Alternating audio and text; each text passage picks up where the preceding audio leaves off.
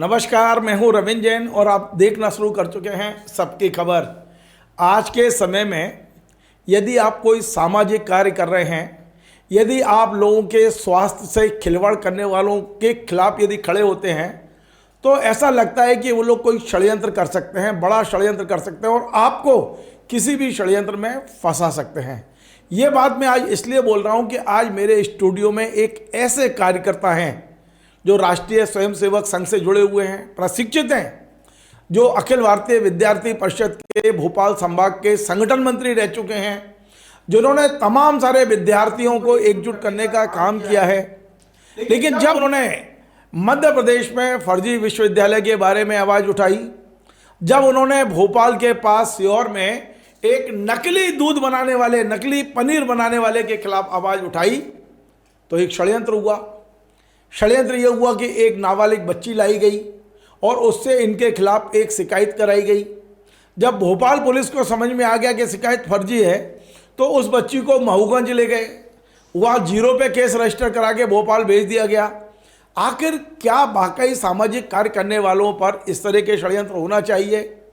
एक बड़ा सवाल आज मैं इसलिए खड़ा कर रहा हूँ कि वाकई जो गलत काम करने वाले हैं या जो इस तरह का फर्जीकरण करने वाले हैं, वो उन्होंने भी अपने गैंग बना रखे हैं। यदि कोई हमारे खिलाफ खड़ा होगा तो हम इस तरह के षड्यंत्र करेंगे, उसकी सामाजिक प्रतिष्ठा खत्म करेंगे। मैं आज मिलवाने वाला हूं भगवान सिंह राजपूत जी से। मैं भगवान सिंह राजपूत को व्यक्तिगत तौर पर पिछले 10-12 साल से जानता हूं। मैंने इन्हें काम करते देखा है। मेरे स्टूडियो में पहले भी हम लोगों ने ये जो नकली पनीर वगैरह का जो काम हो रहा था, जिस पे उन्होंने मुहिम चलाई थी और यूडब्ल्यू ने FIR की थी, तब भी मैंने स्टूडियो बुला के इंटरव्यू किया था। लेकिन जब मैंने अखबार में पढ़ा कि इनके खिलाफ पास्को का केस हुआ है, तो मैं सच बता रहा हूँ, मैं समझ गया था कि वो जिन बड़े लोगों के खिलाफ, उद्योगपतियों के खिलाफ, शिक्षा माफिया के खिलाफ इनने मुहिम चलाई है, उन सब ने एक होके इन्हें फंसाने की कोशिश की है। आज 15 दिसंबर 2025 को लगभग तय हो गया है कि जो आरोप इन पे लगे थे वो पूरी तरह से गलत थे, षड्यंत्र था। पुलिस लगभग नतीजे पे पहुंच चुकी है। अब औपचारिक रूप से पुलिस कब FIR लगाएगी, कब इनको क्लीन चिट देगी, अलग बात है। लेकिन आज मेरे निवेदन पर भगवान सिंह राजपूत मेरे स्टूडियो में, और हम उनसे समझते हैं क्या वाकई अच्छा काम करने वालों को यही सज़ा मिलेगी। भगवान सिंह जी, आपका बहुत बहुत स्वागत है।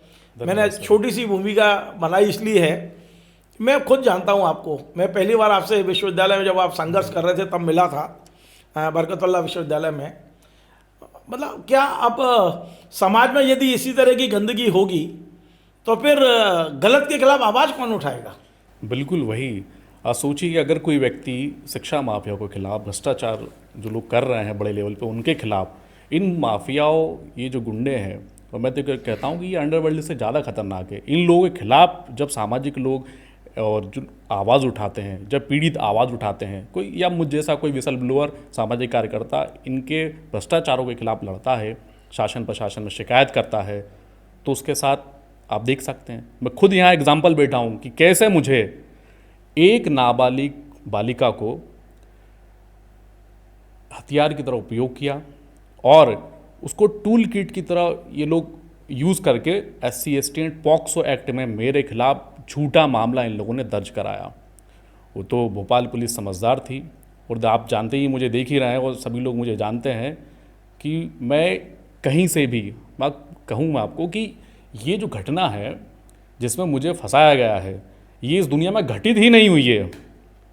तो आप सोचिए कि इस प्रकार के षड्यंत्र सिर्फ मेरे नहीं, ना जाने कितने लोगों के खिलाफ हुए हैं और लोगों ने अपनी जानें गंवाई है। भगवान सिंह जी, मेरे तमाम दर्शकों को ये बताइए कि आप कर क्या रहे थे जो इतना बड़ा षड्यंत्र आपके खिलाफ रचा? क्या थे वो लोग? वो कौन लोग थे जिन्हें आपके खिलाफ इतना बड़ा षड्यंत्र रचना पड़ा?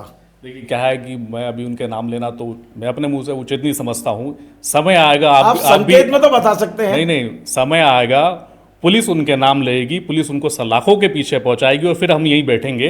मैं आपको बताना चाहूँगा कि मैंने लंबे समय से शिक्षा के क्षेत्र में काम किया, तो विश्वविद्यालयों में जो अवैध नियुक्तियाँ है, ऐसे लोग जो 25 सालों से नौकरी में नहीं हैं लेकिन सैलरी ले रहे हैं और बाकायदा शासन के सारे लाभ ले रहे हैं, लोगों की स्वास्थ्य, उनके जन स्वास्थ्य से खिलवाड़ करने वाले लोग, जो लोगों को नकली बटर, नकली डेयरी उत्पाद बेच करके उनकी जान ले रहे हैं, उनको कैंसर जैसी, डायबिटीज़, हार्ट अटैक जैसी बीमारियां दे रहे हैं, उन लोगों के खिलाफ जब मैं आवाज़ उठाता हूं, और अभी रिसेंटली भी मैंने कुछ जो निजी विश्वविद्यालय हैं वहाँ तो इस लेवल का भ्रष्टाचार है सर कि आप चौंक जाएंगे। अरबों रुपए की मैंने स्कॉलरशिप, सुना है मार्कशीटें बिक रही हैं। बिल्कुल फर्जी, जिस व्यक्ति ने एडमिशन लिया वो लॉ की मार्कशीट लेके घूम रहे हैं। सर, आप क्या चाहिए, आपको MBBS जैसी डिग्री फर्जी बांट दी जा रही हो तो ये छोटी मोटी डिग्री का क्या ही होगा। पूरी दुकानें चल रही है, रेट तय है, इतने हज़ार में ये डिग्री, इतने हज़ार में ये डिग्री, इतने लाख में ये डिग्री, और शासन प्रशासन को सबको सब पता है। ऐसा नहीं किसी को जानकारी नहीं है, सबको सब पता है, लेकिन सब मौन।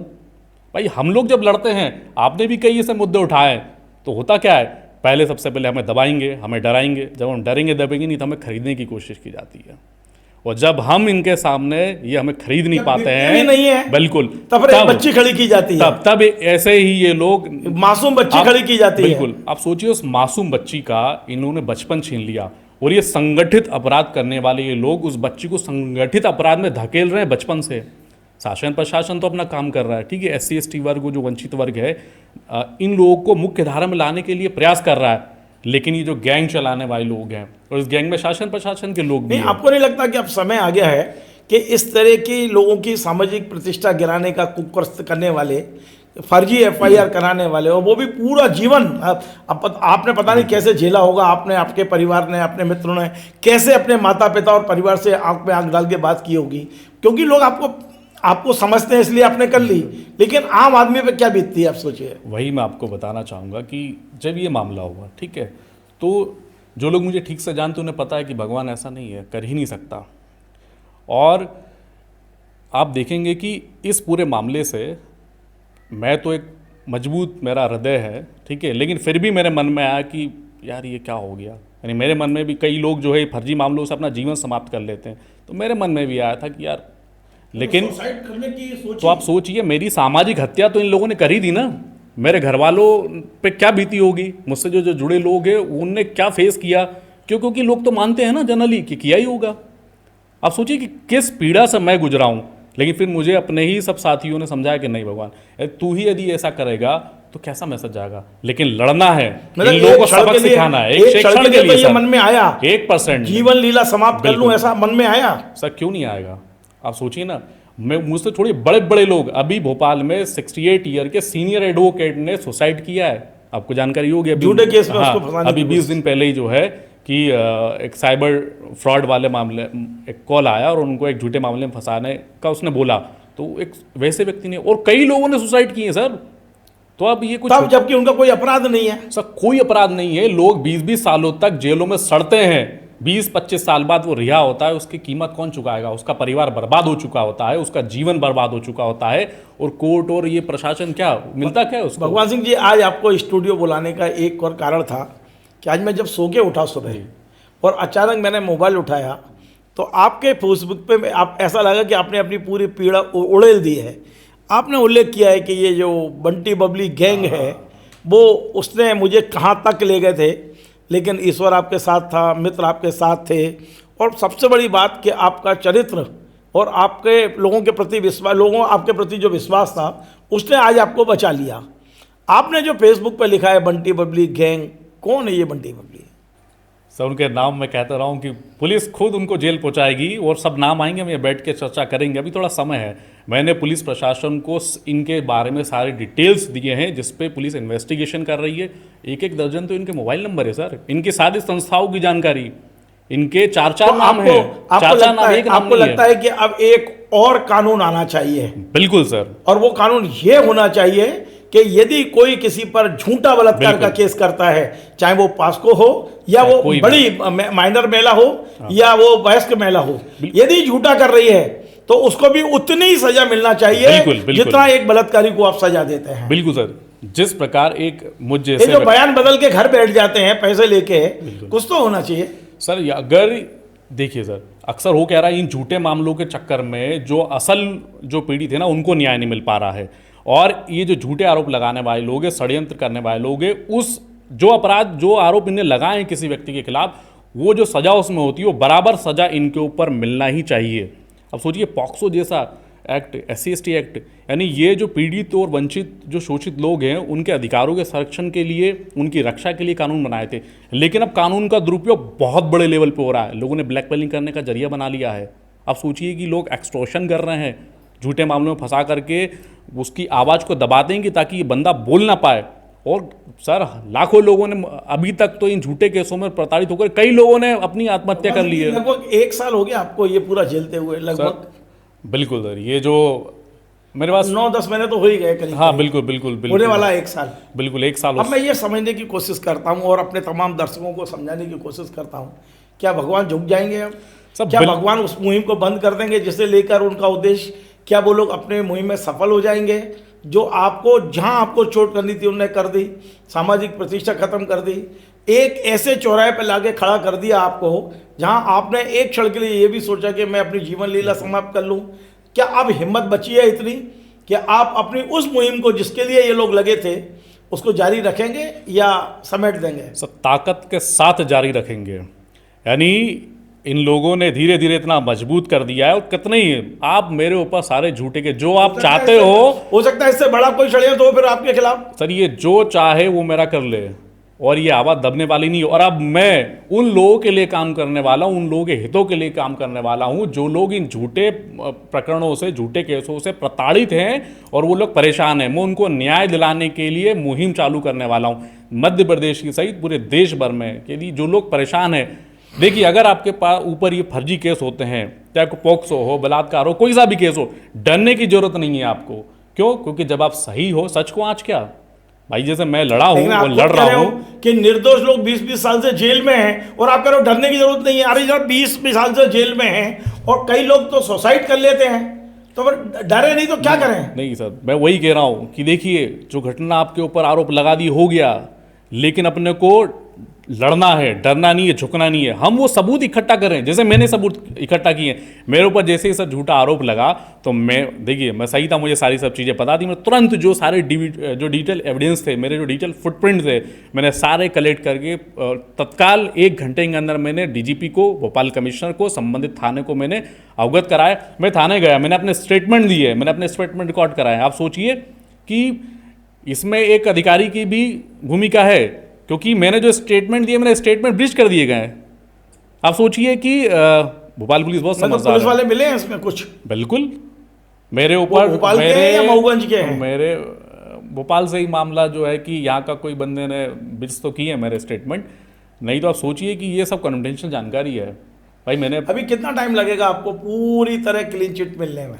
सब पुलिस जांच करिए, देखिए, और भोपाल पुलिस को ठीक से पता है। क्लीन चिट तो लगभग मिल गई है, क्योंकि आप जैसा संकेत में बता रहे हैं कि पुलिस निष्कर्ष में पहुंच गई है। अब मेरी ख्याल एक औपचारिकता रह गई होगी जब आपको पूरी तरह से। देखिए, तो मैंने डे 1 से पुलिस को सारी जानकारियाँ दी, एक मैंने उनको एविडेंस उपलब्ध कराया। और पुलिस को इसलिए पता है क्योंकि आप सोचिए कि यदि मैं दोषी होता, यदि मैं 1% भी कहीं ना कहीं होता, तो मैं जेल में सड़ रहा होता।